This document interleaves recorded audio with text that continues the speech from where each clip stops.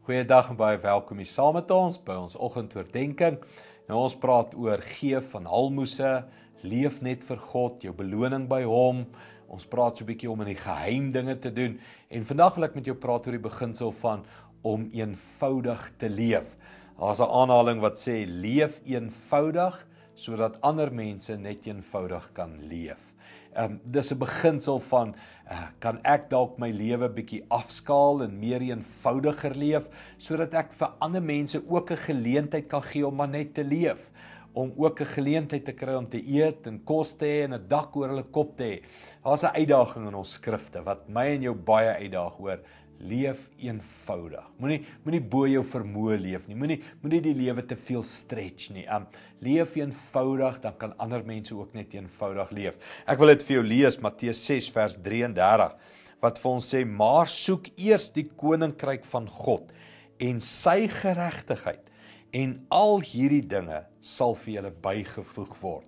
Ons almal ken dit, né? Hy begin sê moenie so bekommerd wees oor wat jy sal eet of drink nie. Moenie bekommerd wees oor dit of dat nie. Jy kan nie 1 L by jou lengte voeg nie. Jy kan nie jou haarkleur verander nie. Dan sê hy: "Maar soek eers die koninkryk van God." En dis daai begin eenvoudig leef en vertrou God dat hy sal voorsien.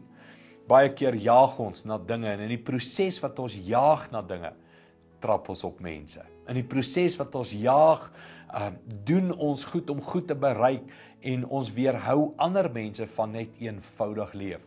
Baie mense sal sê, nee, maar ek wil nie net eenvoudig wees nie. Ek wil besonders wees. Ek wil special wees. Ek wil uniek wees. Ek wil groter gaan. Onthou die prys wat jy betaal daarvoor is 9 uit 10 keer ander mense en die seer daarvan. So, wat van 'n uitdaging? Soek eers die koninkryk van God. En God sal voorsien vir die res. En hy sal sorg dat jy alles het wat jy nodig het en jy kan 'n verskil maak in mense se lewens. Kom ons probeer hierdie uitdaging te leef. Kom ons bid dat die Here ons sal help wat dit beteken in die praktyk. Kom ons bid saam. Here, ons soek u koninkryk en baie keer in die praktyk mis ons dit, Here.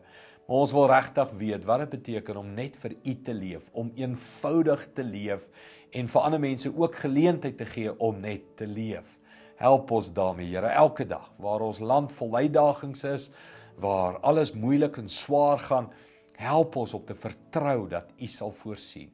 Dankie daarvoor, Here, in Jesus naam. Amen. Goed gaan, sien jou weer.